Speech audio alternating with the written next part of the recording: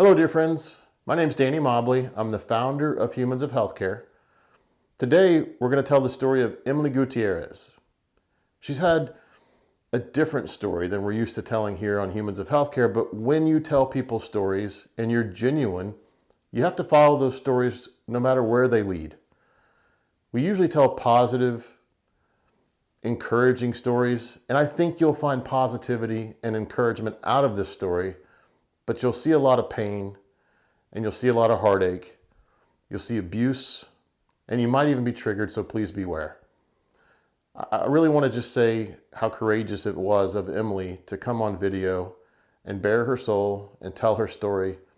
And I can tell you that her intent was to help others who are going through what she's gone through, who might go through what she's gone through, and then also to maybe help with a roadmap on how to make it through, how to cope.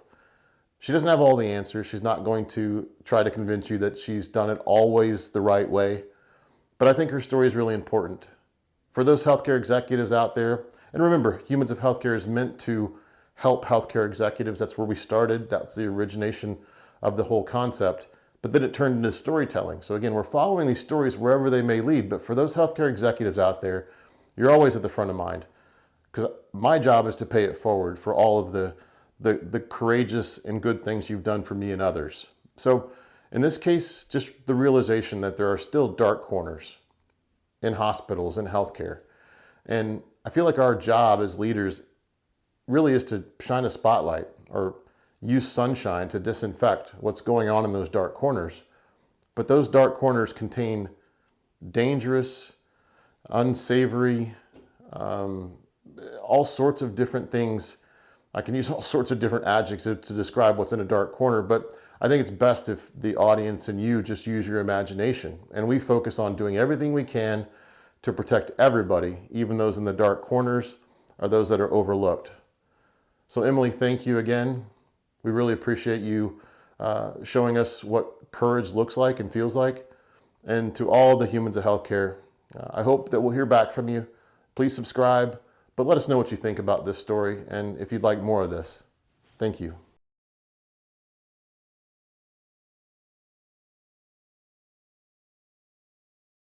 Okay, so my name is Emily Gutierrez. I am 34 years old.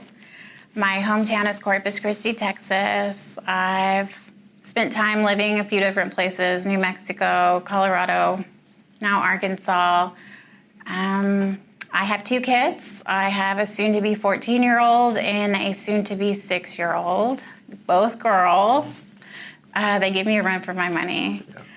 I have been in the biomedical field for a little over 13 years now. I've tried venturing out a little bit. The last 3 years, I've been following dreams and pursuing super big goals I've always wanted to, and trying to lead by example so my daughters can follow their dreams also. Nice. So I'm curious, because it's a male-dominated industry. What drew you to the biomedical world? Oh man, okay, this story's so funny because I graduated high school early, didn't have a plan. I had a plan. My plan was to go to fashion design school. And I told my dad about it, and he was almost in tears and mad. And I was like, whoa, whatever you want me to do, I'll do. And he was like, I want you to go to school for physical therapy like your sister. And I was like, don't know about that, but get me started in college and we'll figure it out. So then my plan was dental hygienist. Oh, I guess let me skip. I ended up taking a year off. I graduated high school a year early, took off to Colorado to find myself and start a new life, and ended up moving back, got pregnant, and I didn't have a plan. So I was like, oh my God, I have a baby on the way. I got to get it together.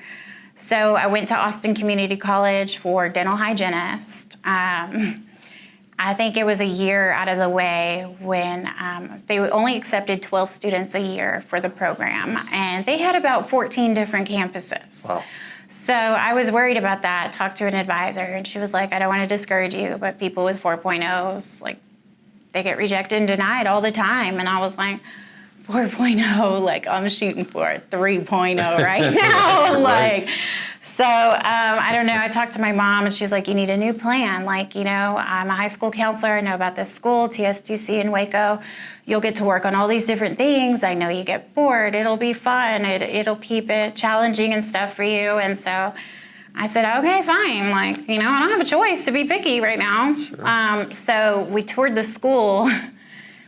And when we did, I'll never forget, I saw like oscilloscopes and soldering irons. At the time, I didn't know what any of that was. Right. I was just like, what is this? Right. Why are we here? Right. The more teachers I met and the more they were like going over the program, I was like, no. And then I found out, it's actually repairing equipment. And I told my mom, like, and I tell everybody this, I honestly did not even know how to fix a remote. Like, if the batteries didn't work, it was trash. I liked tinkering with stuff, but I didn't know how to fix anything. Right. So I was a little worried, but, I prayed about it, and I was just like, I don't have a choice. It's not my baby's fault. I'll give it 2 full semesters, all I got, and if I don't like it, I'll choose something else. Mm-hmm. And I loved it from the get-go. It was different, like, a lot of the other guys had been tinkering with stuff growing up and with their parents and grandparents. I hadn't. So I was like a kid in a candy store messing around like, oh my God, look what this does. And they're like, yeah, it does because it's this. And I was like, oh, well. So even with the protoboards and building circuits and seeing the sine waves and stuff, it was just like so cool. I was so happy. And I would just be like, the colors are so pretty. And look at the design. Nice. Resistors, we had to learn the colors and the bands, and I was good. I was like, well, these 2 colors are so pretty together, and like, so yeah, it means this and this number, and it was different. Yeah, I was one of the only girls out of, I think there was like 4 of us for 5 semesters worth of classes. Sure. So honestly, though, I think I got a taste of what the field was gonna be like because I think at the time that college was 85% males.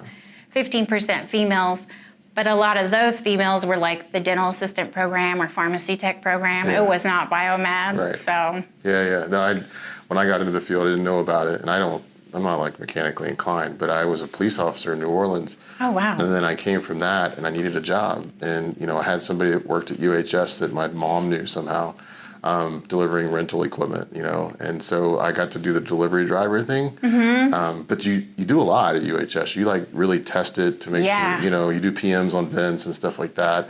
And then I was delivering in the middle of the night, and it felt good when you could like show up and take care of somebody's problem. I like that sort of instant. Yeah. It was positive. Yeah, it's a good feeling. Yeah, but I love the way you said it. Like the colors. To you, it sounded like it helped you understand the equipment because you could associate, the colors with what you needed to do and memorize some of that. Right. That's awesome. Yeah. It's fun like you said, it's fun once you get into it, but you have to be exposed to it, I think, in order to figure that out.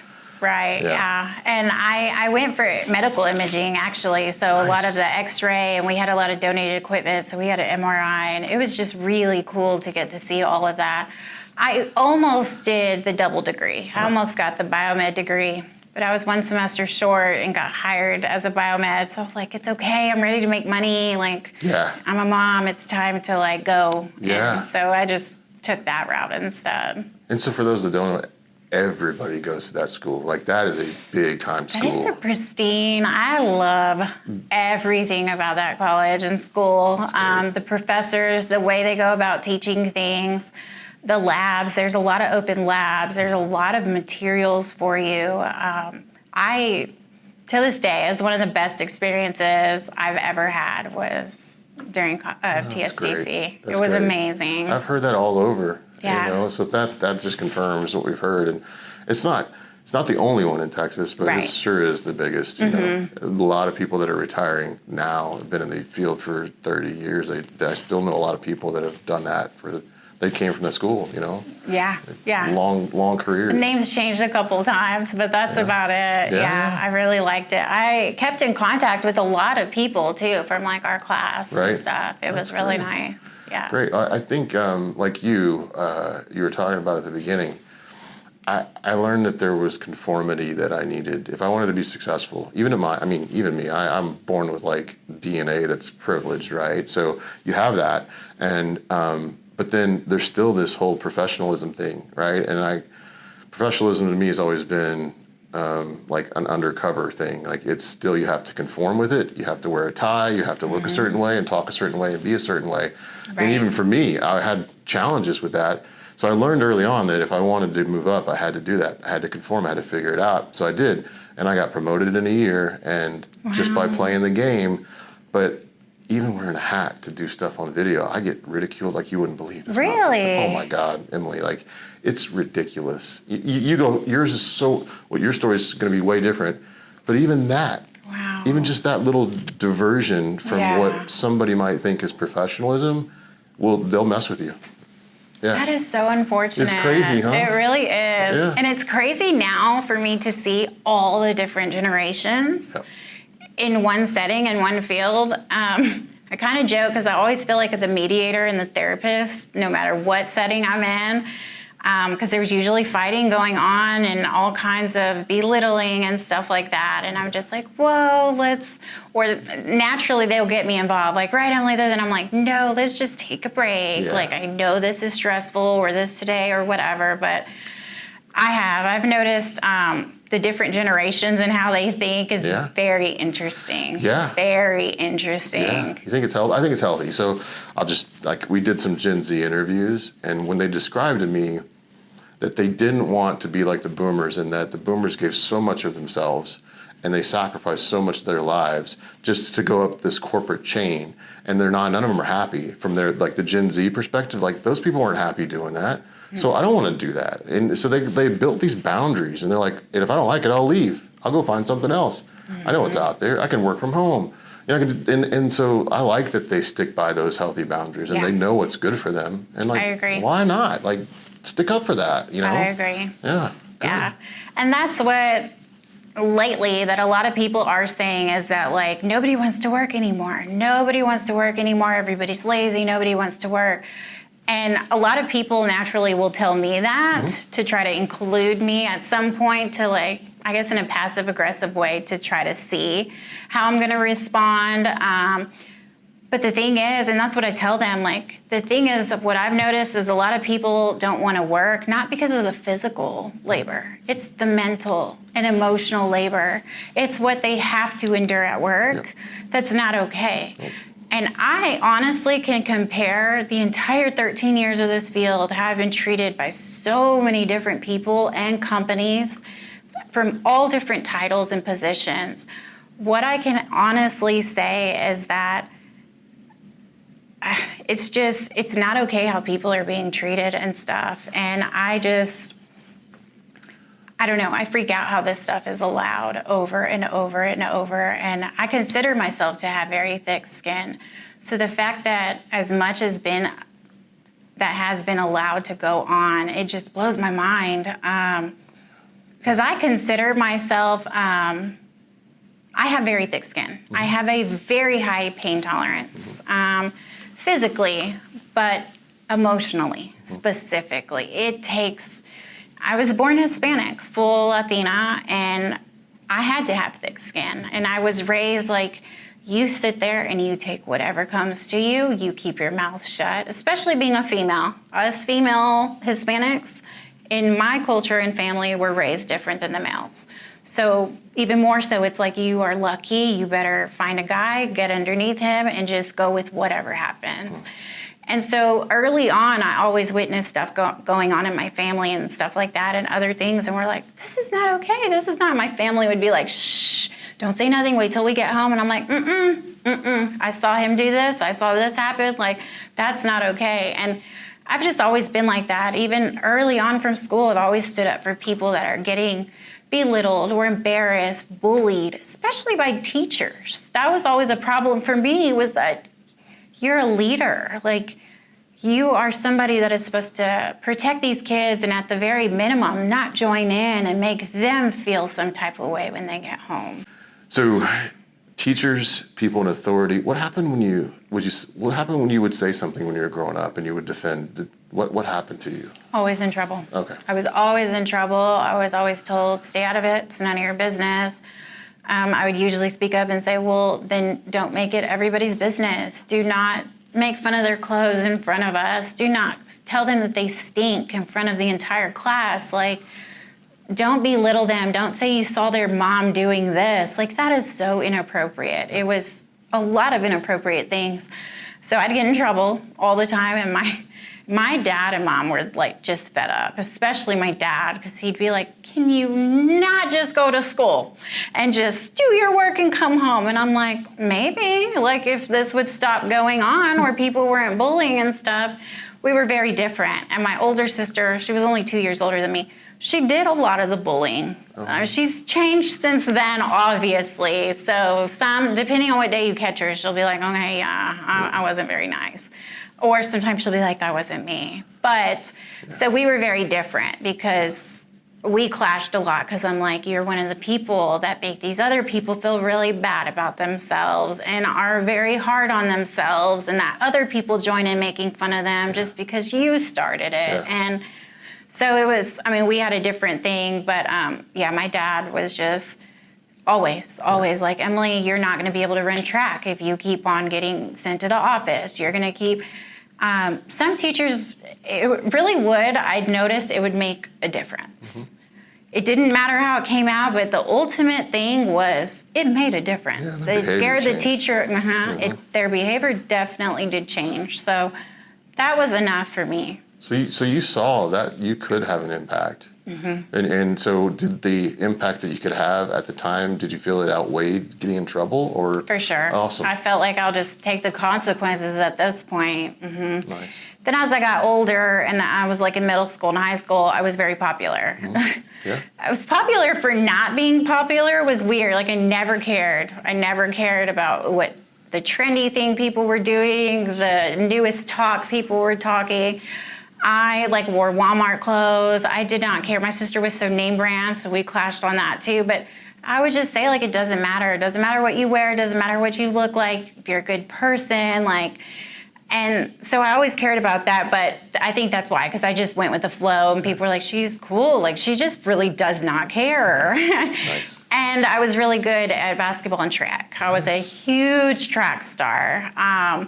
So I became a lot more popular. And so in high school, I stood up for kids that were getting bullied all the time. And because of my status, it really made a difference. I'm sure. So that was a good feeling. Yeah, I bet. I mean, and I think about, I mean, even in the movies, you see the like guys, when they do that, they get all the glory, and they're the heroes in the story. Right. Did you feel like you were the hero in your story when you were in high school doing that stuff? Did it feel like that to you, or did people not look at it like that? It didn't feel that way to me. It wasn't until a couple times. I had one kid in particular that he always came in like military. I want to say it was the Army, but military uniform, the jacket, the pants and stuff. I mean, I think that's what he wore every day, if I'm not mistaken.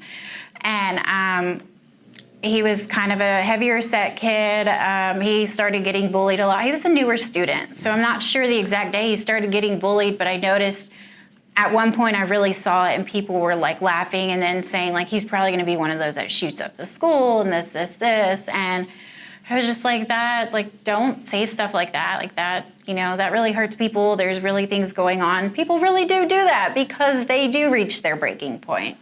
So I didn't think nothing about it. And then one day he came up to me and was just like, I just want to say thank you for always saying hi to me in the halls. Like, you're so pretty. I can't believe you even talked to me. And it was just like, what? And he goes, but I have something to tell you. And I was like, oh, please don't say you like me or something.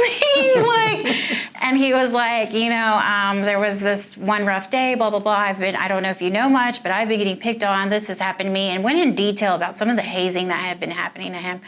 He told me last week I had everything set up and planned, and I was going to come shoot and kill 3 people. He said their specific names, and then I was going to kill myself. Oh, and I wrote this note and blah, blah, blah. I wanted the school to know that, this is the worst school ever, and this is these are fake people and this and that, and this is all they care about. And it really changed my perspective, because then he was like, but you are the one that saved my life. You're the reason I did not do that, because that one day you stood up and said this and this to that kid. I just couldn't believe you did that, but he has left me alone a little bit. He started saying oh, you must like him or whatever.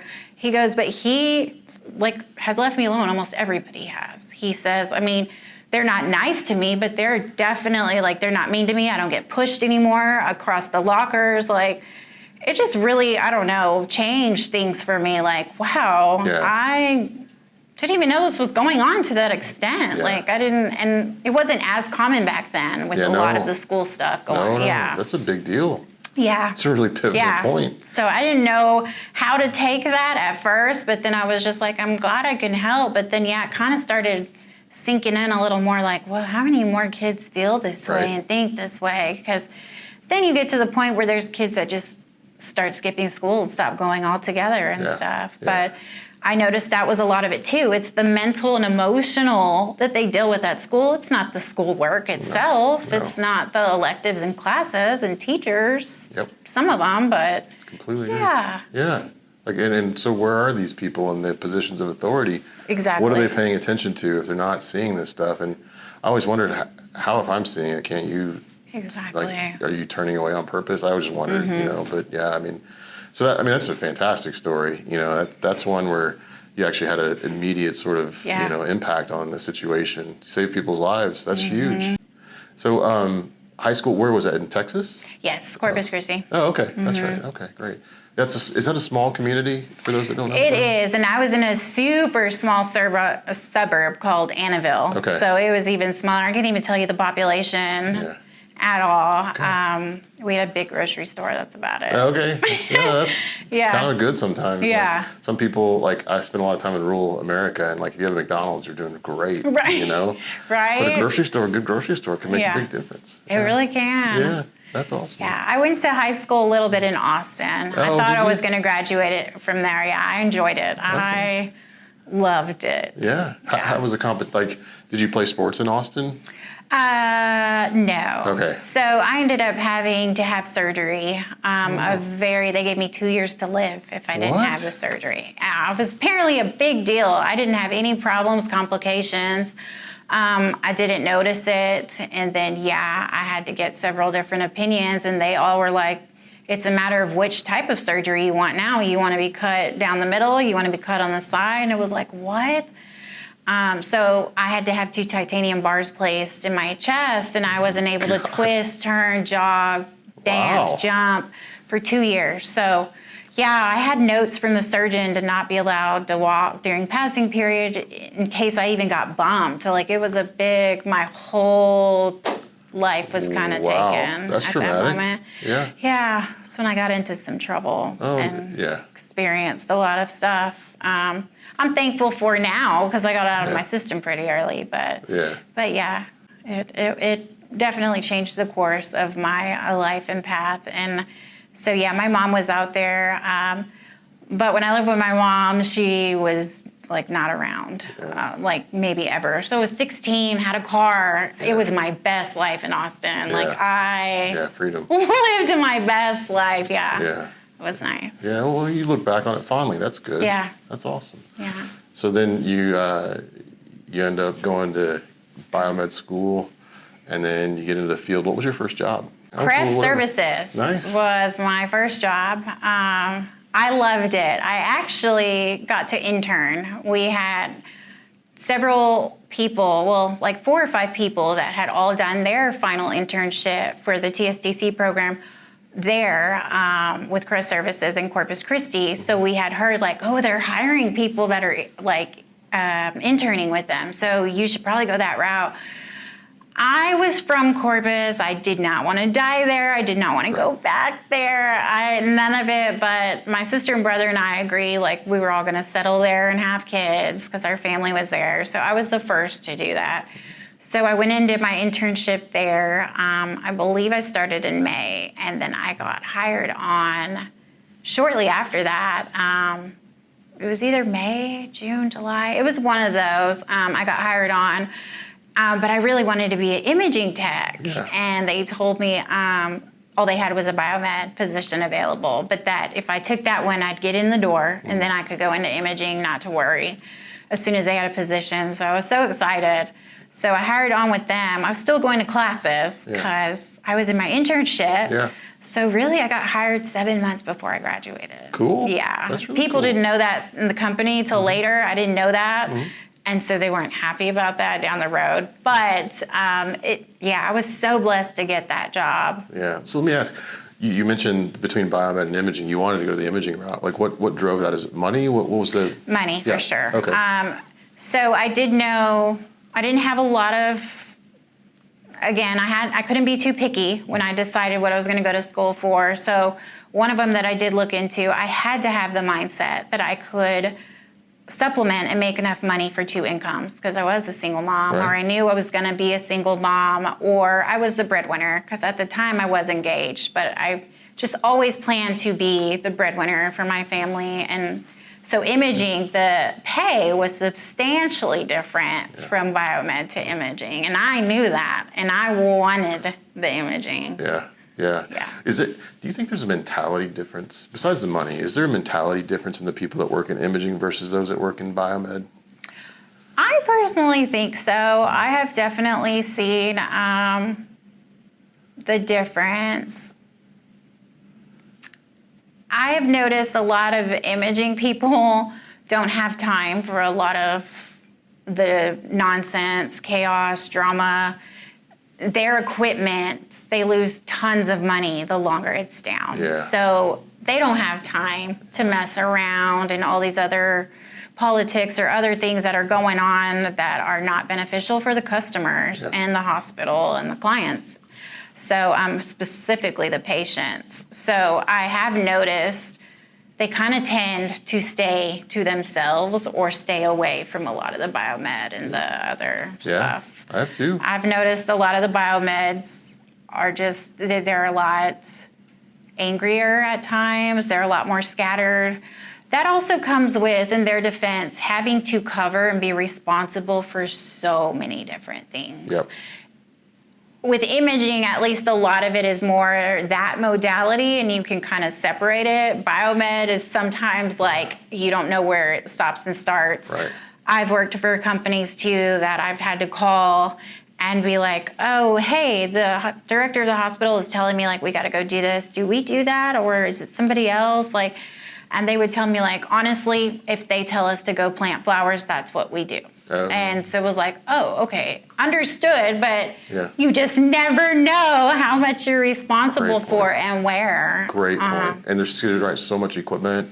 It is. Thousands versus a few. It seems like you could have more focus, I think. Right. And I think with the more focus comes more discipline, and and then like you said, there's not a lot of room because you're in an emergent situation. And with biomed, you can go pull another one off a shelf. Right. Right. And I think that has a lot to do with the mindset, in my experience. Yes, that's true. That is very true. I've also noticed a lot more of the money is allocated to imaging. Yeah.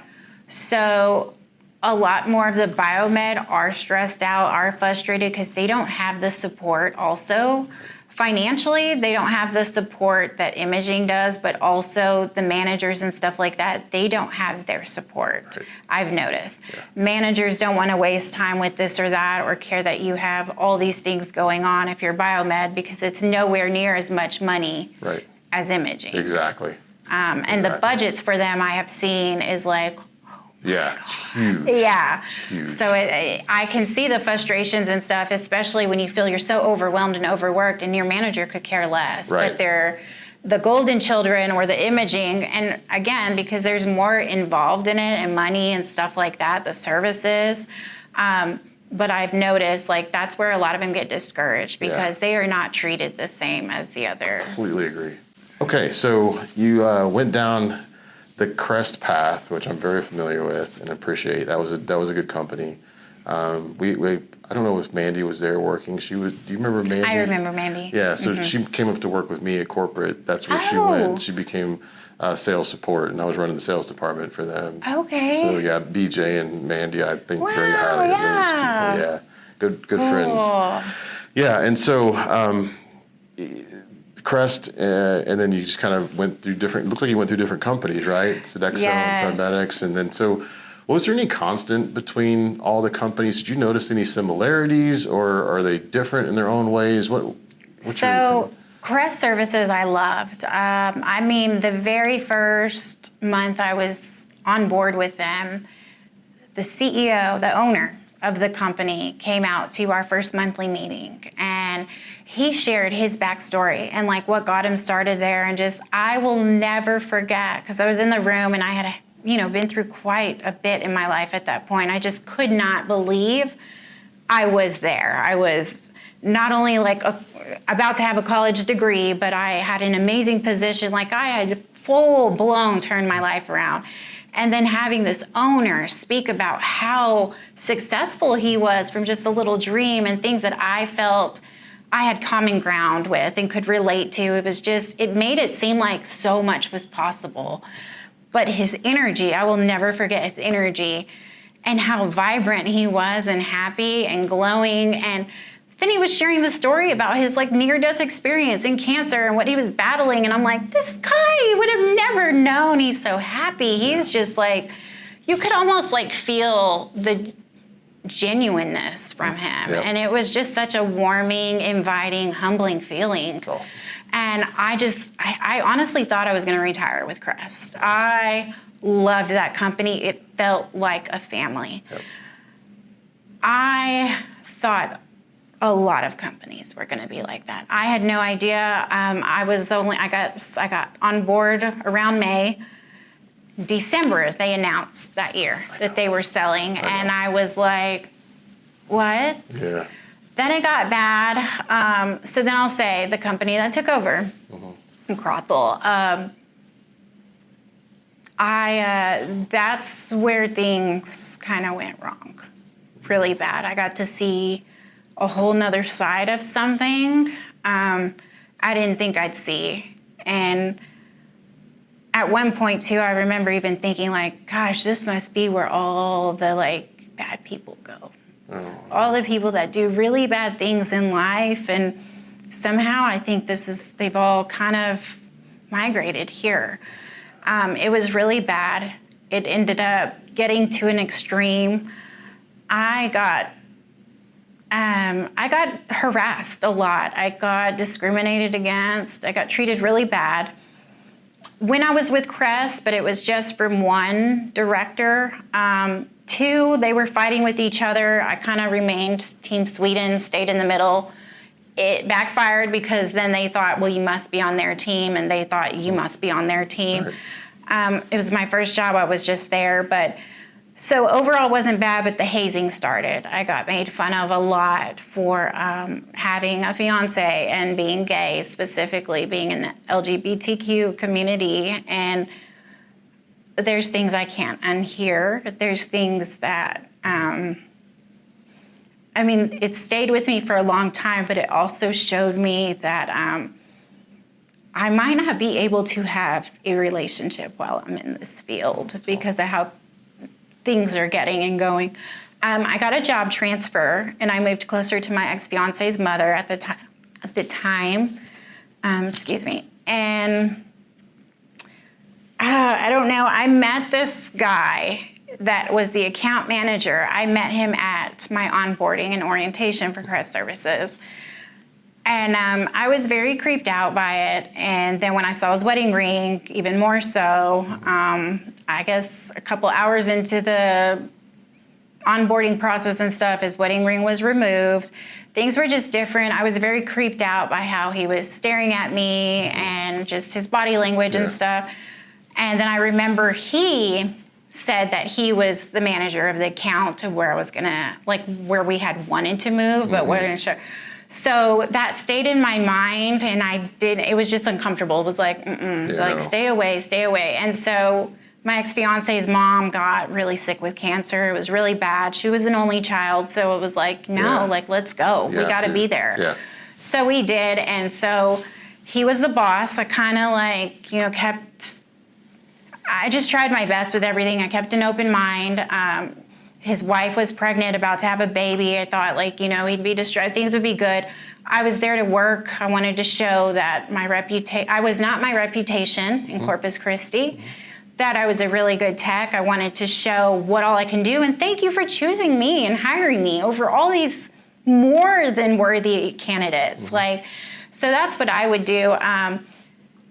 I'll just skip to some of the stuff. Like, there was a lot of drugs involved. I saw cocaine being done on the desk at work. I mean, it just got crazy. It got really crazy.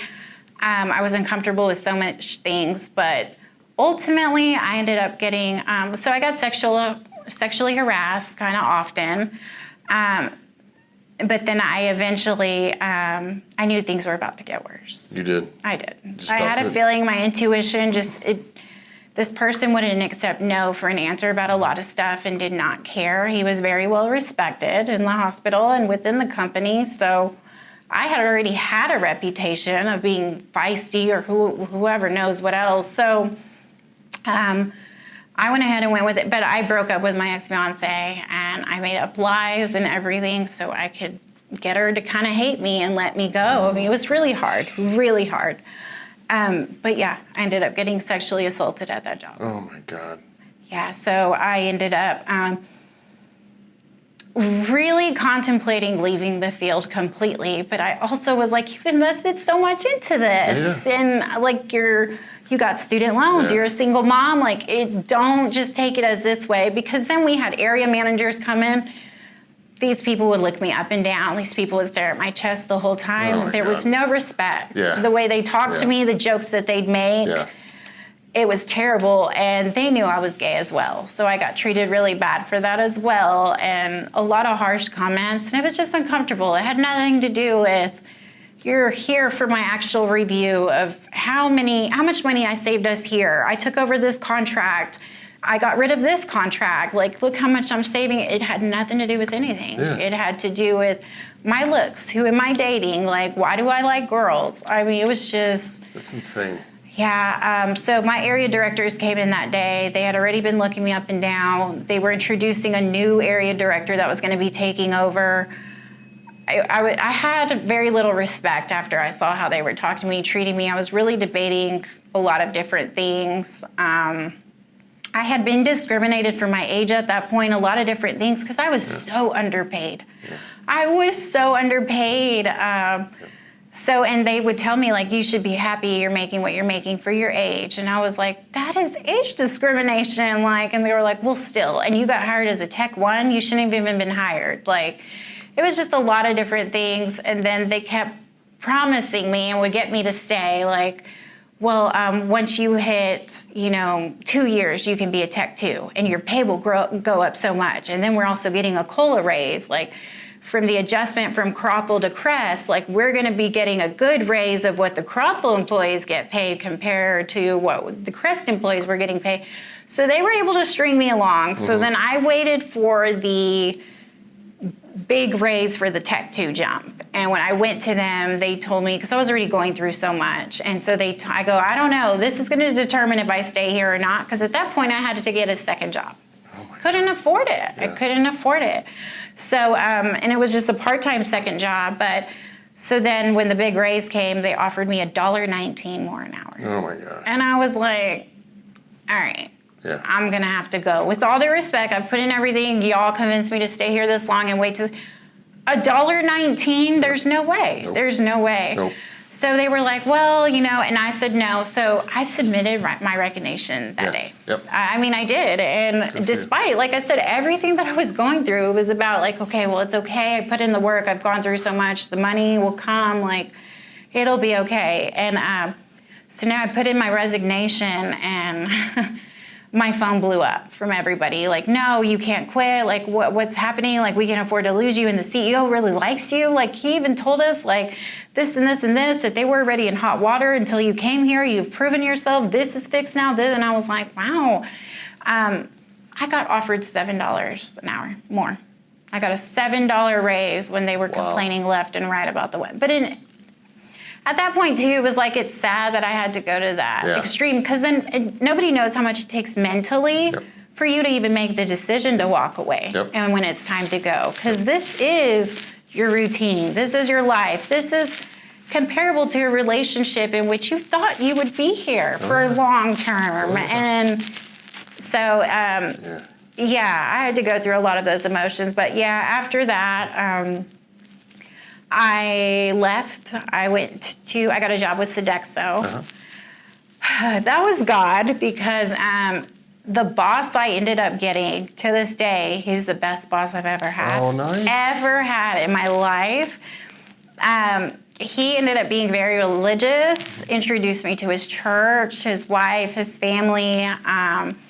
Even then, when I interviewed for him, I had to take my daughter at the time, who was like 5, and she kept coming in the interview room, and it was just... That's cool. Yeah, he Oh, was that's so... endearing. Yeah, and he was like, I'm hiring you because you're a mom, and like, that's great though. Like, you did it. You didn't make excuses. Like, I didn't have a sitter, or, I'm sorry. He was like, wow, like... So, he saw me for me. Yeah. He stared me in the eyes every time we talked. He talked to me like I was a person, like I was his sister, his coworker, his daughter. He never belittled me. He never made me feel inferior to him. He was just amazing. Cool. Amazing. I was like, I'm not leaving here. Period. I get paid pretty good. I'm a tech. Like, thank you, God. I prayed for this. I manifested this. I was so happy. That's great. We had an account in Houston that was a brand new startup account, and they had a lot of problems, and they needed somebody. Their manager that they hired on, I think it started in March. May, he was let go for falsifying documentation. Oh, no. So it was kind of not a good thing, and the guy that was high up in plan ops at that hospital used to be high up in Sodexo, the different division of it. Yep. But he was like, oh, I have a problem. Like, I will call so-and-so. I will call so-and-so.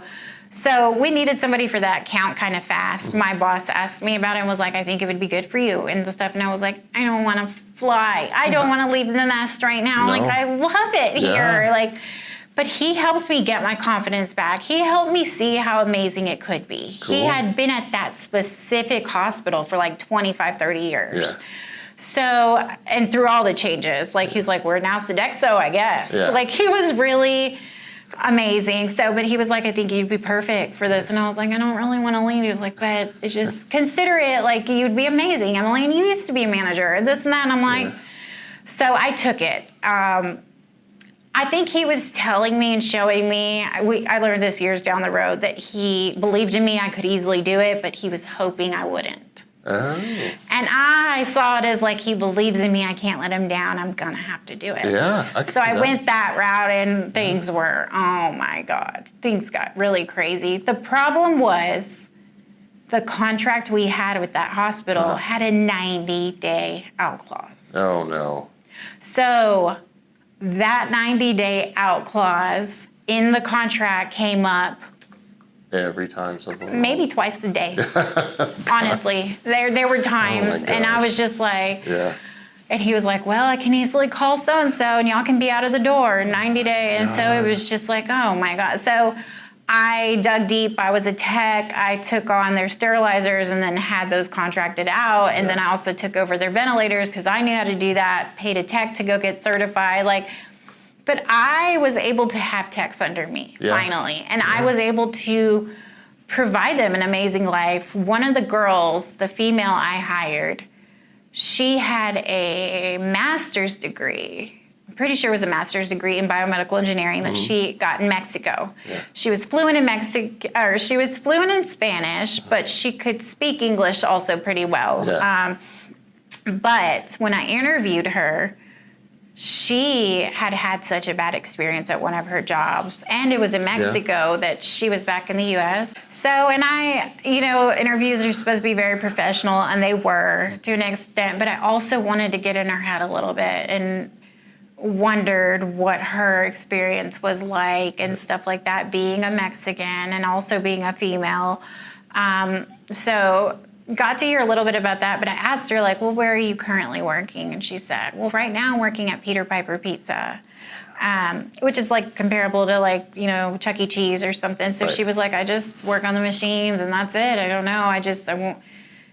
I went through a lot and had to take a break from the field. And I just figured I'd apply and see what happens. And I was like, well, girl, get in here and come work for me and I'll offer you this much money. And she was like, no, like I'm not even asking for that much. And I was like, I don't care. Good. I don't care. You. This is the minimum I'm going to give you. And this is where I expect you to get. And I want to give you training. I want to give you an opportunity because the floor is yours. Whatever you want to happen, like I'm not successful unless you're successful. Like I can talk a good game as good as I want, and that's the thing, managers and certain salespeople don't realize is like you can sell and make an account and contract, but what's the point if the techs that are supposed to represent it are not doing it and not doing their job, and we're trying to show why you should choose us, but totally agree. Everything's broken. So I got in there myself. I told them,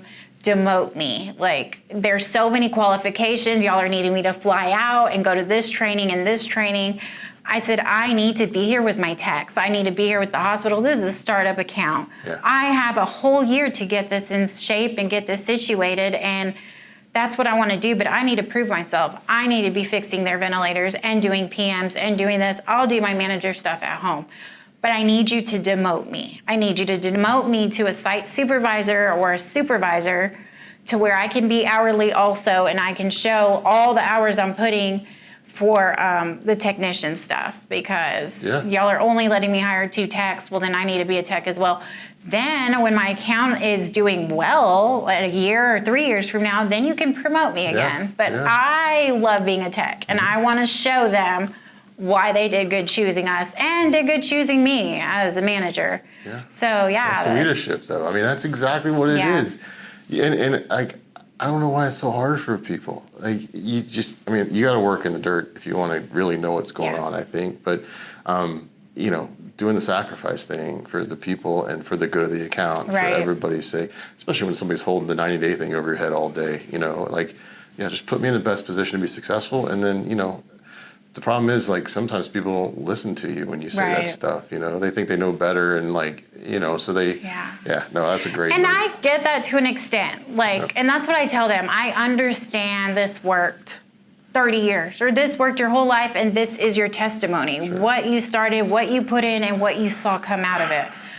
But this is a different time. This is different. And then you throw the COVID part of it into it now. Life is completely not this. So what worked here didn't. And again, professionalism is very important, but it's also, there's so many different levels of it. It is not linear in any way. But I think the one thing that should remain a constant with professionalism is how you talk to people, how you treat people. And the cussing. I know that so many guys, I know the type of environment we're in, so naturally it's like, okay, like it's a guy's basement shop, we're tinkering with stuff, we can cuss, we can talk about this and that, but it's not professional. If it's something you would not do in front of your parents or your spouse, it's probably something you're not supposed to be talking about or doing. Know your environment, right? And I think you're right. I mean, it may be different in the shop, but even then, you got to be conscious of other ears hearing it and everything. You just never know. But So my wife, she is like a former CFO. She's a kindergarten teacher now. Wow! Yeah, oh wow! Like at a Catholic school. So, she is one of the most intelligent people that you'll ever meet. And it's funny because she doesn't show it, and so people assume like she's this beautiful person, and they assume these things. And I'm curious, like from your vantage point, because she tells me the stories, like what is it like to be potentially put in a box based off of the way that you appear to the world? Do they discredit you? Do they not take? I mean, is that what happens in your world? Is that your experience? They definitely do. It's bullshit. from the very get-go. I mean, I've been told, like, you're a female, you don't know what you're doing. Here, let the man actually fix it. I've had doctors when I was on call. I went out there and I had to reset the nurse call system, and the doctor would be there and be like, who are you? And I'd be like, oh, I'm Biomed. And they'd be like, you're Biomed? You're here to fix that? And straight up, they'd be like, I want to see you fix it. I'm going to wait here, actually, until you do fix it. go in the closet, reset it, everything came up, verified everything came up, and I'd be like, now I guess I'll just play a game on my phone for 5 minutes and let him wait or whatever. But I've been told that a lot, but I did know it was gonna be a thing. I was gonna have to prove myself. I got pranked a lot of times. I mean, the very first job at Crest Services, I went to go test ESUs, and they took the whole connections and connector bags and all that stuff, I guess, to play a prank on me. I didn't know. I took the car, went upstairs, went to do PMs, was looking everywhere for those things. I had only learned the way they had specifically showed me to do it with those connectors. Yeah. So at the time, I didn't have enough knowledge and experience to be like, oh, okay, well, this connector will still work. Nothing. So I had to think about tech stuff and be like, oh my gosh, they're going to be like, why didn't you notice this was gone before you went down there and all? Yeah. So I had to rig something up, and I'd jumper cables and all that and make a connection and receive watts. So I'd be like, I had to have done it. It's right in the range of what I'm testing. So same thing. So I went back down, and they were like, oh, did you do all your PMs and stuff? I'm like, no, I only got to do 7. This one I couldn't locate, and this one was an EOS. And they were like, oh, well, how did you do that? And stuff like that. I go, well, what do you mean? I just tested watts, right? I got to verify this and that and this setting, the coag and the cut. And they're like, yeah, but how'd you? And I'm like, well, I couldn't find none of the connectors, so I had to do this, and then I had to jumper this. Look at this. And I showed them on my phone. They were like, okay. Nice. So that got me far. Nice. But I always wanted to learn. I was so eager to learn. Yeah. Because I still felt like I didn't know much about it. I was so hungry and passionate about it and learning it. Because again, it was like, oh, electronics are amazing. Where have I been? This is like magic. How come people don't talk about this? How come? Awesome. And I would tell my dad, this happened today. We did this. And he's like, yeah, Emily, that's because this transformer does it. And I'm like, but who thought of that? Oh my awesome. God. Yeah, you're like a little kid. It's always, and that's so, and I would teach my techs and stuff like that. But I've been treated very bad, especially over a lot of men that I don't know what their resume looks like, but when they walk in the door, they are seen this tall and they're falsifying documentation. They are not testing this stuff. They don't even know how. They don't know how this stuff works. They don't have to do, it's just for every person that is slacking, I've noticed somewhere else, somebody's picking that up. It's not just oh, well, they just don't put in as much work as others. Somebody else is always picking that up. Yeah. And I was usually that one. I didn't mind, and I helped as much places as I could, but I've noticed I'm automatically usually considered dumb. And then down the road, it was more oh, you just have blonde hair, you just have big boobs, you don't even care, why are you here? Oh, they hired eye candy for us. Sure, because that's all you're good for and stuff like that. Oh, can you wear a skirt to work tomorrow? Because these tech clothes aren't doing you well. And yeah, it's just, I've never seen myself as in the box. I've always just been a big dreamer and felt like I could do anything I put my mind to. I mean, college showed me that. I didn't know anything about that stuff. I ended up graduating with honors. And awesome. As a single mom, working my jobs and not sleeping for days, I put in the work to learn and know what I wanted to. But I've noticed, I've definitely been shoved in a box. And I've noticed how much different I've been treated the moment people find out I'm Hispanic or that I can speak a little bit of Spanish. I get treated so much different. Then it starts coming up that oh, you're lucky you're in this country. I would just, and it's what? It's just really crazy things too, crazy. Seeing how it unfolds. Yeah, it's crazy. Yeah. You're right. I mean, I love the description. When somebody walks in, it's they get all the benefit of the doubt. 6 feet tall, they're just and then you're right. And I think what I've noticed is the customers, they also know, though. They're not stupid. They know when there's a reliable person within the team. Right. And they know who everybody goes to, and they know where it's getting fixed. So even though that guy walks in and gets the benefit of the doubt, he doesn't get away with it. Whether or not he thinks he does. And that's kind of it's you're the fool, but yet they lash out. And they have the power to make other people's lives so hellish, but I mean, it's funny. The public knows how stupid they are. Yeah. They do. Yeah.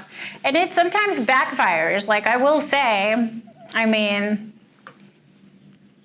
when I left these companies, because there was almost a trend at some point, I could not go more than 10 months somewhere. Yeah. And I'm big on numerology, so 10 symbolizes completion of a toxic cycle. So I didn't know that. Yeah, down the road was like, okay, this makes sense. But that was another thing. The next job I was at, I'd be like, I have to prove again that none of this was relevant, this happened, whatever. This had to do with, like, you know, sexually harassed. I didn't want to speak up about it. That's something. I've never spoke up about the sexual harassment, ever. Because I never know how far up it goes. I've seen nothing but corruption at the highest level several times. So it's like, the only one I ever decided to speak up about was regular harassment, retaliation. It had nothing to do with the sexual part of it. But yeah, so it was another thing, like, let me prove myself. Let me show that I'm not emotional. I'm not drama. I'm not all this stuff that they've been saying about me and hindering my chances of getting other jobs, because it looks bad. My resume looks so bad when it looks like it's back to back. Sure. It looked good at the beginning when I was promoted within the company, even though I moved or whatever. But that was another thing I had to tell myself, you're not going to stay at Crothel. No. You're not going to continue to go through this stuff just so you can prove that your track record's good, that you were able to be here long enough. Because at times it got to the point where it was just so scary. It was like, I don't know if I'm going to have my life tomorrow. Yeah. And I wasted it on this. Yeah. I worked so freaking hard for a better life for me and my daughter. Yeah. For this, for me to be even worse off than I was and stuff.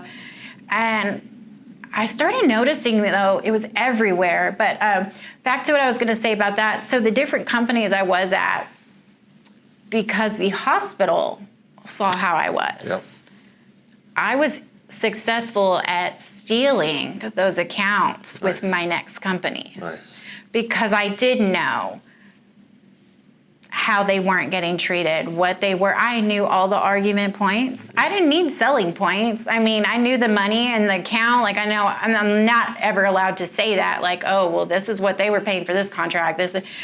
Even though, like, I had to get bids and had to get 3 bids, so I knew what all the numbers were and stuff. But my thing was, and there's one company that will tell you, they specifically were told, does Emily work for y'all's company? Okay. We will, we will get you guys. Nice. So, and I mean, we're talking like it was $750,000, $1.5 million, like big accounts we were getting. And it made me feel good because it was like, they know how much I repaired their equipment, how much like I rounded with them. I created really good relationships with them, very good personal relationships, professional relationships. Because too, if it was like 7 o'clock at night, there were times I'd take care of it. If I was planning on coming in at night anyways or whatever, I wouldn't make excuses. The politics and all that, I would take the hit. Like, okay, well, I'll document it or call it in to this center later. But yes, thank you for calling me. I'll take care of it. Or I'll create a work order right now or whatever. Like, they knew I was there for it. And I was able to be because I was a single mom. But besides my daughter, I didn't have a life. I didn't have friends. I didn't have somebody I was dating. I mean, none of that. But yes, I remain single as long as possible while being in this field because of all that I go through. Oh my gosh. It's one thing to play certain parts and roles, but for your kids. Yeah. But when my daughter went to bed, that's when, you know, it really started and I was thinking about stuff. But it was a lot of different things therapists could not believe. Yeah, they're dumbfounded. What I was going through. I started recording certain people and stuff like that, situations. Because then it became such a thing that I didn't understand how so many people were always against me. It would be 1 or 2 people, and then it would be like 10 to 15, 20, and all different companies. And I'm like, why are they forming like huge teams against me? Like, and then they're, you know, depending on who you talk to for support, they're like, girl, because it's you. Like, they know they have to. They know you know your stuff. Like, you know, You don't fold easily. They know you stand up for what's right. They're all going to try to attack you so they look better, that there's so much more of them and that you're the problem, not them. Yeah. So, I mean, that was helpful for a little bit, but at the same time, too, it just kind of felt like, it's me. What am I doing wrong? What am I...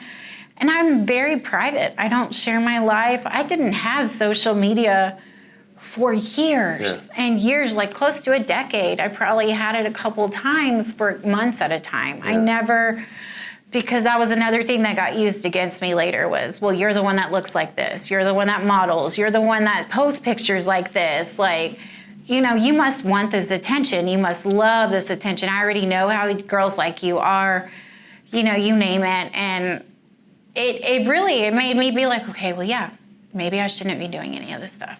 Maybe I shouldn't be taking any pictures at all. Not even for my birthday. Not even if it's just a dress. Nothing. Like, it made me almost want to, like, look ugly.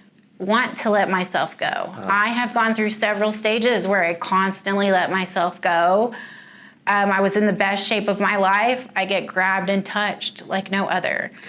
And it feels ugly. It makes you feel ugly. Like, I can't even celebrate all the hard work I'm doing and how my body looks and how much this means to me, because these guys are swearing it's for them, and I'm getting touched and grabbed at work. And that is always the thing that gets me the most, is being touched. And I never realized how many people don't get touched until I started being more vocal. I'm like, oh, they don't even come up and like grab you and touch you and then talking, and they're like, no. Nope. And I'm like, well, why are they doing that to me? And then you have the bystanders that see it, and they're like, I've never seen him do that to anybody else. Like, when did that start? Why are you okay with that? When did he know you were okay with that? Like, so then I've had people in return be like, Emily, I don't care. You do it to yourself, or this happens, or... And I went through that internal battle for so long, like, because they're making jokes, you know, they're being unfaithful to their wives, they're doing all kinds of stuff. If you say something to defend the wife, or like, hey, I don't feel comfortable you talking about this in front of me, you become a problem. Yep. Best believe you become a problem. Yep. If you don't say anything about it, it's okay. And you're allowing this, and you're okay with it. And you like it. So it becomes a problem. You can't win. You cannot win. And it took me so long to realize that. I bet. I was so naive to think that, like, I have a new start with this company. They're going to see me differently. They're going to see my work ethic and know that these rumors weren't true, know that this wasn't true, know that they're going to be like, whatever went on between them, she's a damn good worker. Yeah. She does this. She has customer service skills. She has made me so much money. Just in the 3 months, or just in this, like, she has saved us so much money. She's done so much. She volunteers, she comes in, she helps any team. Like, she doesn't say no, even if she doesn't know how to work on it. She will research it. She will use her resources and find out how to do it. Yeah. Always. I had the can-do mentality forever, but it discourages you. It discourages you more and more and more. I had a horrific experience with Trimedics. That just started as simple bullying. I had a problem with a coworker who I went to school with, and we were okay in school. We were the only field engineers for all of Austin, the whole Austin region. And it's a big region. Yeah, it was. And so we got to, I wonder if it was just South Austin, because we were tied to one of the teams, but we just had little issues one day. I don't remember what it was. And the company he was previously at, because we took different paths after college, they're very well known for pencil whipping, falsifying documentation, not testing equipment. I don't know if they're so much highly valued these days and recognized for the good things that they're doing. They have gotten a reputation where they just do what's good enough, and that's it. They call it a day. Is it a regional company?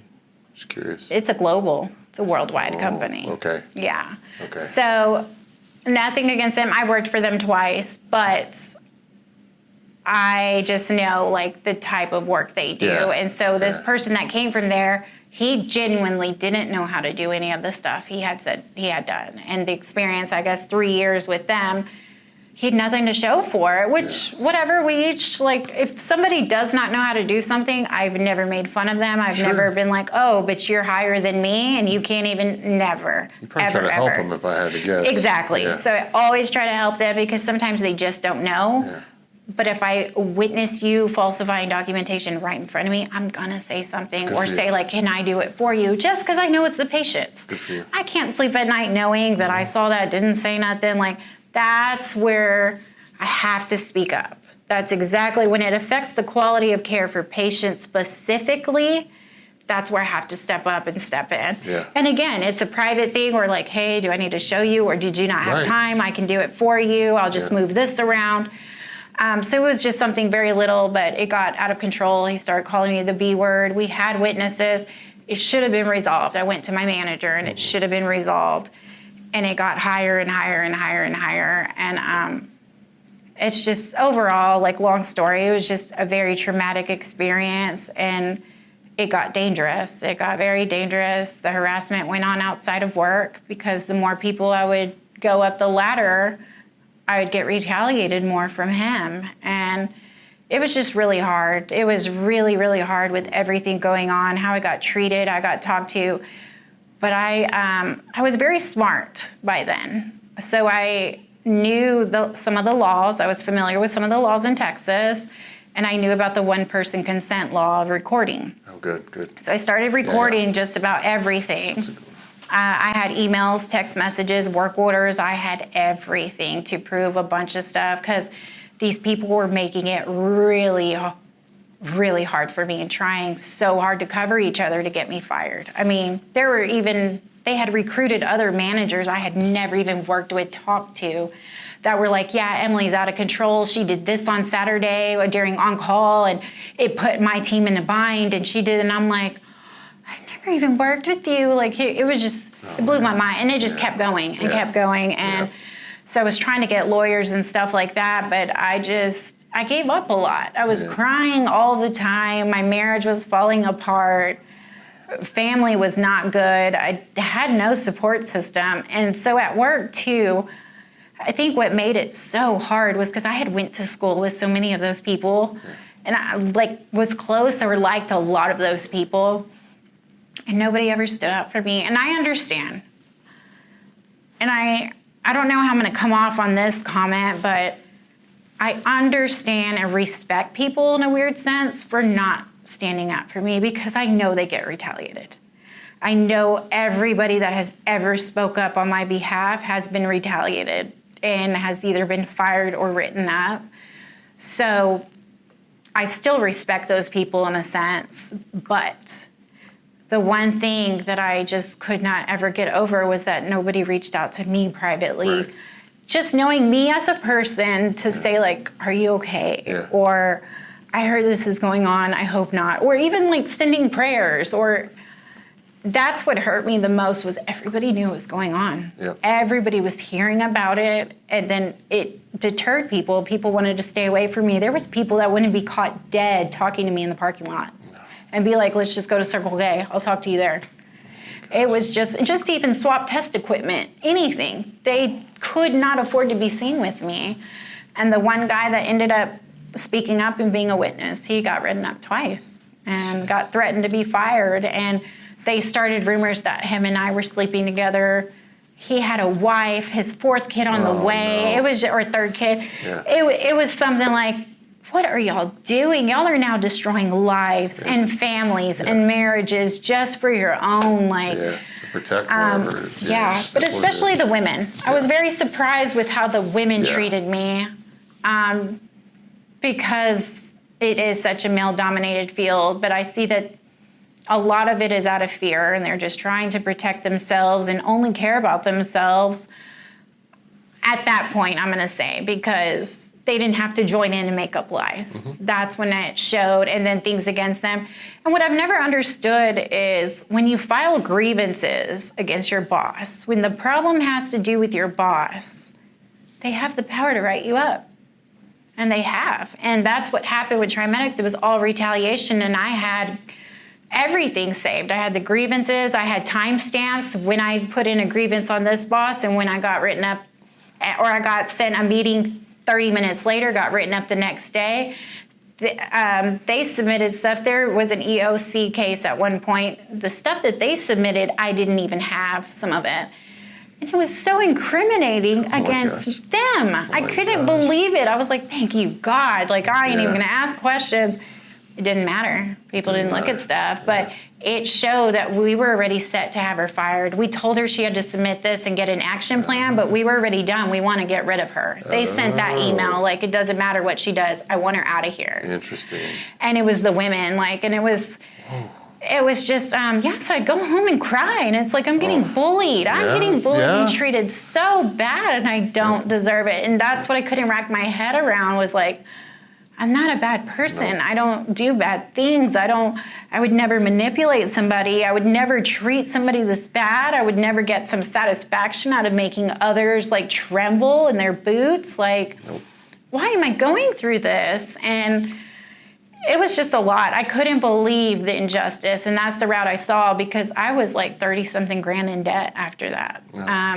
I had to let that lawsuit go because I ended up getting a lawyer, found out my lawyer was in cahoots with their lawyer. Again, that was God, because the email he sent me was a chain email between him and the other. So you saw. So I knew it was God. I was like, there's no way somebody's not together that they'd send me this email. So I was just like, okay, because I was willing to get a second or third full-time job at that point. I didn't have a choice, but I'd put a lot on my family. I'd put a lot on my family, and it just wasn't worth it to them. And trying to convince people that I have it all together when I'm this job to this job, this city to this city, moving my daughter's schools. Like, I mean, and it's crazy. There's one job I felt was the closest thing to Crest Services. They were a mom and pop company. They have stayed a mom and pop company. They do a lot of the like company parties, summer things, and Christmas. It was amazing. I thought it was going to be a good fit. One of the guys from Crest Services that was high up got me that job. Oh, cool. And I happened to be with GE at the time. I was like, I can't leave. And they were like, and so they were still trying to get me on board. But I just started with GE. I think I'd been there like a month and a half. And I was like, I can't leave with them. That's going to look really bad. So I made up a fib, and I made up a white lie and said, like, well, they just signed me up for training, though. I'm about to go to training, so I have to be with them at least a year. Yeah. And so they wrote back, and it seemed legit to me. And I had come across that before. So I told them that, and they were like, okay, well, I understand. Keep us in mind a year from now, blah, blah, blah. And I was like, okay. So we hung up. I want to say 6 days later, they called me and were like, they said they don't care what they'll pay for the training. Like, they'll pay whatever to get you out of it. They want you to come work for us. We want you here to come work for us. Oh, wow. So, and it was a pediatric burn center in Galveston. Oh, wow. So I was excited about working there. Again, I was going to be the account manager and the only technician. So I was super excited. Yeah.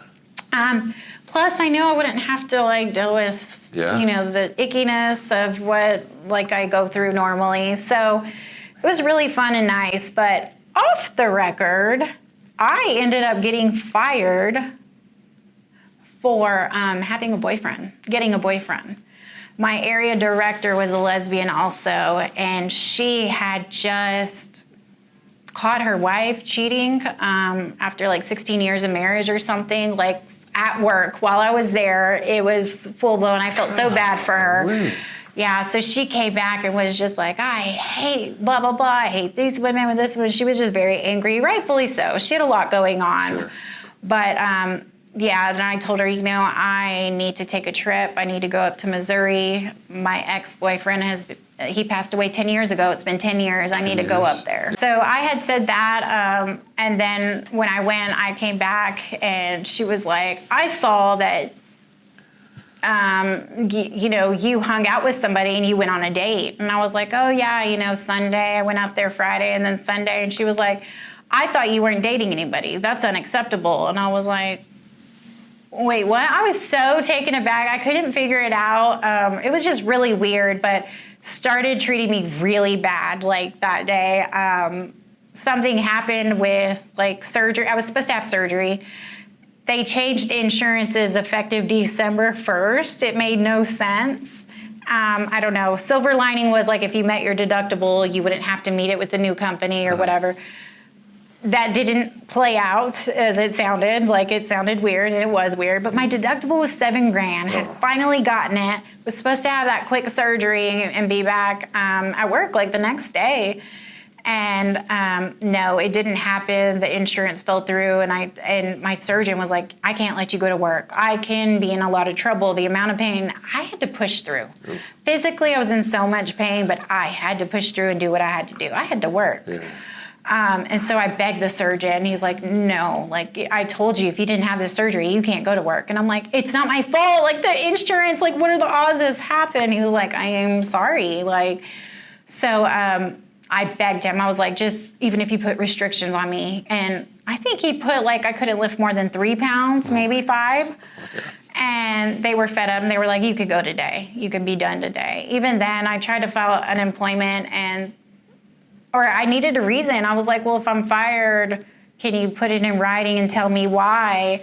And they were like, no, we're not gonna do that. And I was like, then I'm not fired. I'll see y'all tomorrow. Like, I can't wait to be back tomorrow. And then they were like, no, like you're fired. I'm like, then put it in writing.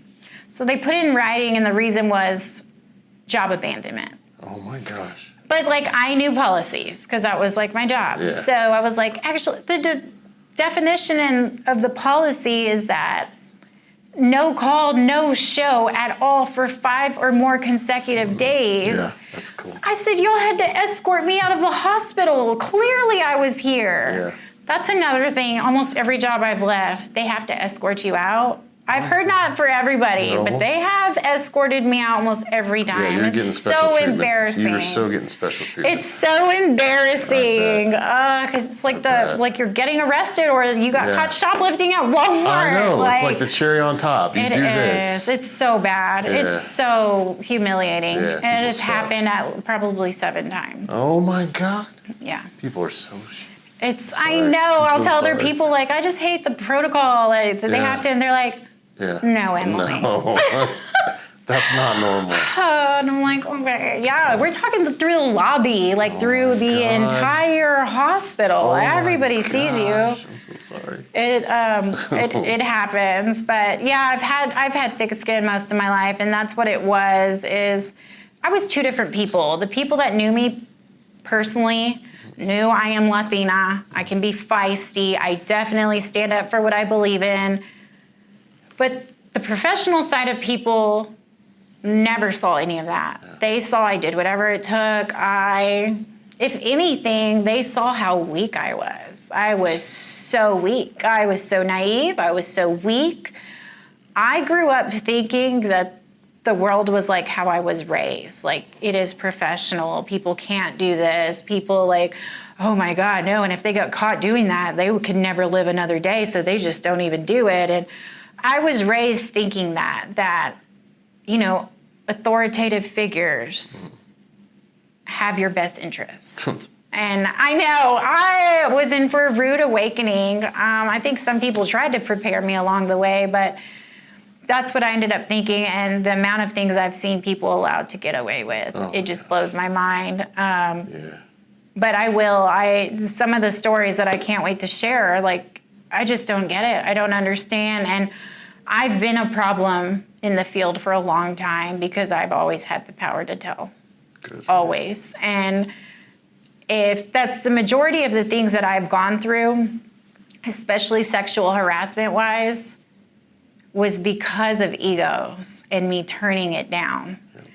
That's what it was. It wasn't me having a full-blown relationship with them. Things went sour. What it was, me turning them down from the get-go, or me reminding them how indecent of a person they are for doing and talking like this when they have a family at home. It was stuff like that. And it was like a good boy system that I saw, that they'd all go bat for each other. And again, if they all had to group together to get me out the door, they did. They really did. And it's just, it's pretty crazy. So I have a 23-year-old beautiful daughter, and, you know, she's got friends, and it's like, I know this is out there. I mean, I'm not dumb. I've been on the other side of seeing people go through that. And it's like a gang up system, and it's to protect all of their own interests, because if one goes through it, there's a chance that that person's going to flip on everybody else. Bad behavior is everywhere, you know, so you have that. And I just wonder, like, what are you supposed to do? What are you supposed to do? You can't not be who you are. I mean, I'm listening to your story and I'm thinking, wow, if she would have just been the feisty Latina that she is, you know, that might have actually even gone better for her versus, you know, whatever you had to do to cope at the time, you know, like, I think things are changing. I think it's okay to start being yourself. Yes. I think more is happening, but I think it's because of this. I think it's because people are now capable of spreading, you know, this word broadly, you know, across social media and all these cool places, right? And so stories like this are just going to help increase the, you know, like that person that may not know. I mean, I think unfortunately, a lot of guys don't even know better. I think they were raised that way. I think that they don't even know. Right. And once they're educated on some of it, they maybe might not make the same choices, but then some are just disgusting. You know, you got all that. And this field is filled with that in my experience, you know? And so like, I have this daughter, and I know she's going to go through it. It's going to be in healthcare. It's in healthcare. It's prevalent. You know, doctors are that way. There's all this stuff. You know, I'm worried. I'm really worried about what she's supposed to do. There's not a lot of options. I know. That is honestly what has inspired me to ever speak up. I'm not going to lie. I'd probably not be speaking up now. I had a very rough childhood, and now that I've like been putting the pieces together and healing, a full-blown healing journey, I realized why I put up with so much stuff for so long was because that was all I knew. That was my childhood. That's what I got introduced to at a very early age. The things I was told about how I looked and stuff, early ages. Yeah. So it's like it kind of just kept on. And I realized like that was my norm until I realized I was better than that and not, you know, and then I would always protect myself, stand up for myself. People were ugly or said ugly things. Depending on the day, I usually just let it go, or I'd just be like, that's rude. And then like, that was it. I didn't go any more than that. But again, it bothers me and crosses the line when it's touching. Oh yeah. And there were times when my hands were knee deep in equipment, 480 volts or live equipment, that I had to be extremely careful. So when people came from behind me, tried to pull down my pants or try to do horrible things to me, it affected me and just affected a lot of things. But there were times that things got so bad, I contemplated suicide when I got home. But that's what's inspired all of this is my kids are not going to go through this. I'm telling you right now, I'm going to make so much noise and awareness that my kids are not going to go through this, or they're going to think twice about messing with my kids and a lot of others, because I'm out there, I'm speaking about it. That's the one thing people didn't want, was it to be out there and spoke up about it, and I am, because I wish somebody would treat my daughters the way that I've been treated by what they're wearing or the way their body looks or the way their hair color is or anything, because my girls are beautiful as well and smart and stuff, and I don't care. At the end of the day, I'm not going to reward people for bad behavior. I have my own kids. I wouldn't do that for my kids. And I've seen it over and over and over. But yeah, there are some things you just can't heal from.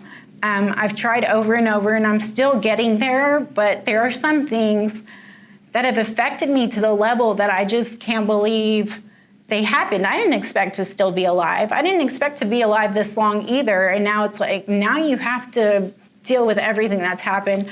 But the PTSD is real. I've been diagnosed with complex PTSD 7 times now. I've been diagnosed twice, one within 60 seconds and one within 30 seconds. And it's all since being in this field. It's a lot of stuff I've seen, a lot of stuff I've gone through. I have actually even taken accounts and been the technician that took over a female that committed suicide at the hospital. Oh my God.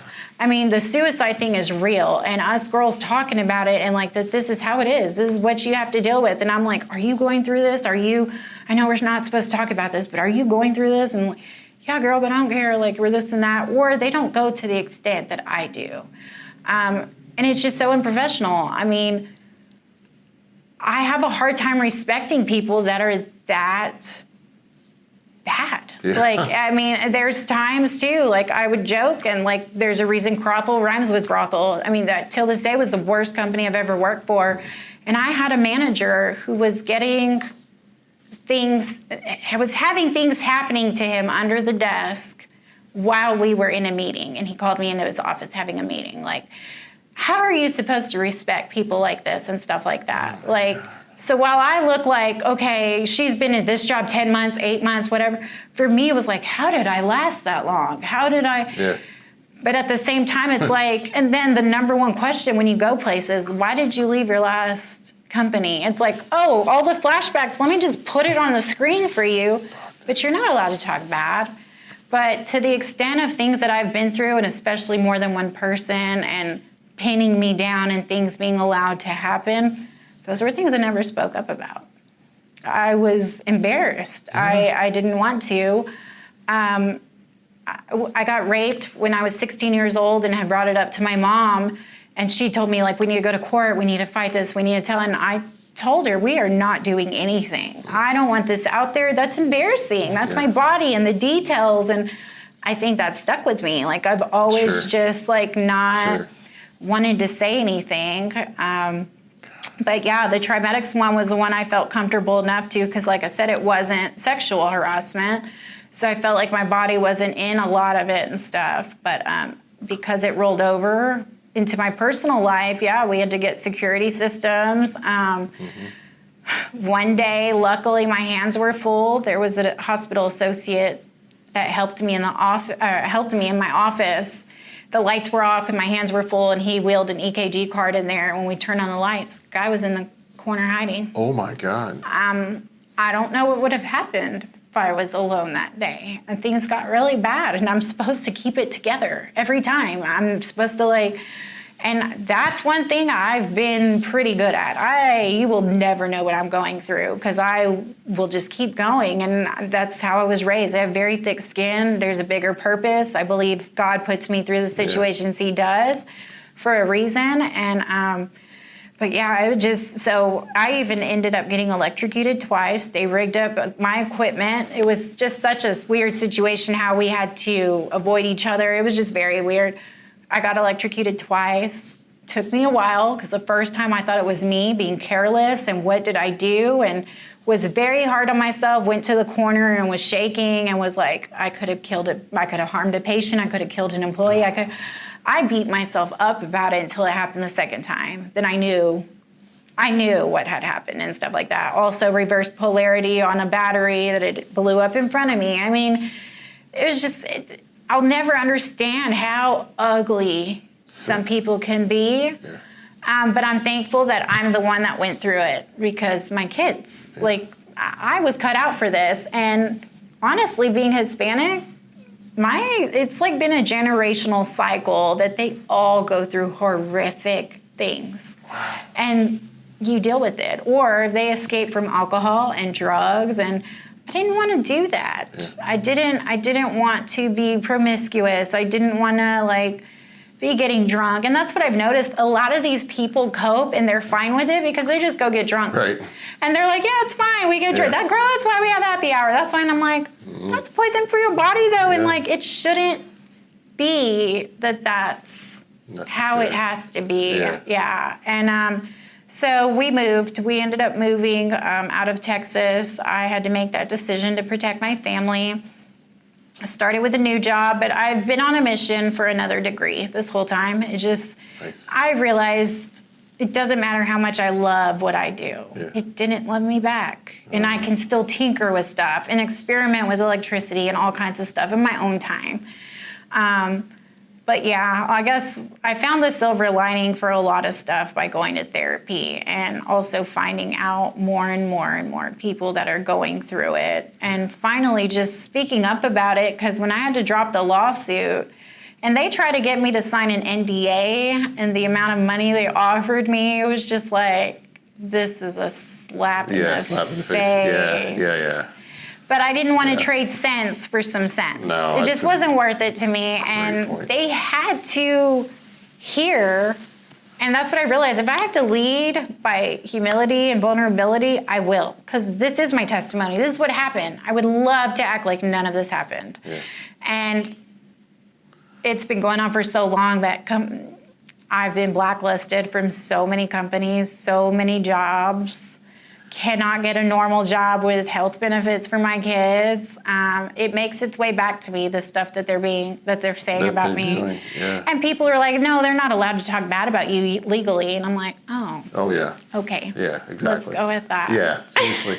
I had yesterday, coincidentally, I don't know if this is, I don't know, I hope this makes sense, but one of my daughter's friends, Cam, when she didn't make the test, because the biggest thing in her life, and thank God, right? Thank God that's one of the biggest struggles she's had to go through to that point. She said that there was a senior nurse that told her, you're going to be a nurse. You're just putting time limits on yourself. And that made such a big difference for her to know that there wasn't this need. I mean, you're 34. You're going to be what you want to be. Mm-hmm. It's just you're not there yet. It's going to happen. Right. You can't have gone through this for no reason. It doesn't make sense. There's a reason. So you're going to get there. If you give yourself the time, then that's a kind of a beautiful thing that even made me realize, like I want to get here fast, but maybe it's not supposed to be that way. I don't know. Yeah. It's never our plan. Yeah. It's God's plan. But I love that. It is so true. Yeah. It's so true. And I've been blessed down the road because then after the Trimedics job, I went to work for GE again. Oh. And it was in Arkansas. And my PC or my supervisor was so angry. He was a very angry individual. He had 8 heart attacks already, I think, when I got there. When I'd get there, every day I'd come in, he'd just yell about everybody, complain about everything, and he'd say, only 4 years, whatever months, whatever hours till I retire. And he'd always say that. And then, down the road too, then he started being ugly to me and treating me some type of way. And I told him, you should have caught me here any time before right now, because I'm at the point where, Trimedics screwed up everything for you, because now I'm just, I don't know. There's certain things I'm not going to do. Yeah. I'm not going to, you can write me up for this, you can write me up, I'm not going to do this, and I'm not going to do this. Good. And he'd be like, what? And then I tell him too, and if I were you, I'd stop counting down them days, because no offense, you keep getting this stressed out, you are going to die in that chair. And I hate to say that, but you are. I mean, his veins would pop out. He'd throw stuff across the room. Everybody knew he was angry. He ended up having his 9th heart attack while I was there. Luckily, we were at work, so we just walked into the ER, and within an hour and a half, he had another, stent put in or something. Yeah, he recently passed away, bless his heart. I want to say it was last year. Wow. His 14th heart attack. Oh my gosh. Never and heard of that's that. not what took him out. When they went to put the trach, they punctured part of his lung, so then he aspirated. Oh no. But we ended up getting along really well. And I had to leave, or certain times I'd be like, the lawyer needs this. Because I was smack dab in the lawsuit with Trimedics. So I was like, I have to leave, I have to do this. But I was still just, that's the other part too. I didn't realize how bad it was until I sat down and listened to all the recordings. Oh my gosh. And I started piecing everything together, because then I was like, how could they talk to me this way? How could it? Because you're in it. You don't know what to expect when the meeting's going on and what you're being told. And it feels ugly when you know you're outnumbered, but that's the one thing I had in my pocket, was that you're recording. Yeah. It's okay. Yeah. And that also helped me to remain professional, not raise my voice. And it showed that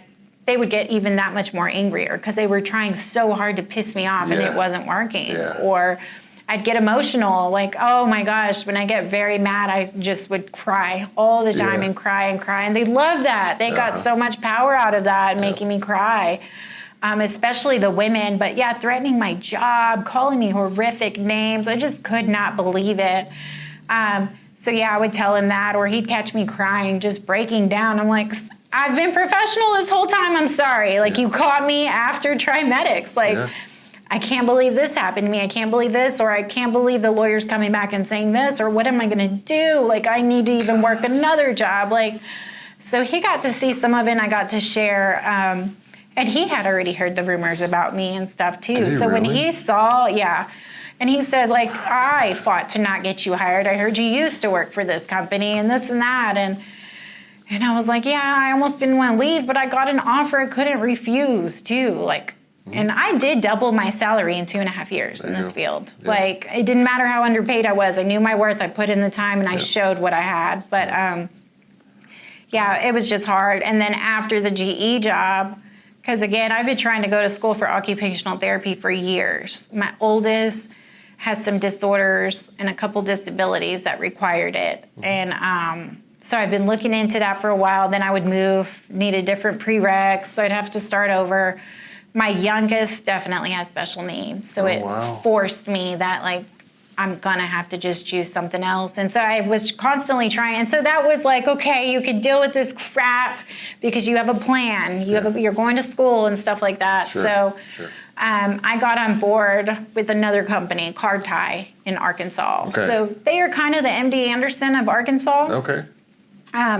Very good, reputable company and stuff. I was really excited to get on board with them. It was a pretty decent paying job. But I was just excited for what felt like a whole different dynamic. Sure. It was a very small team.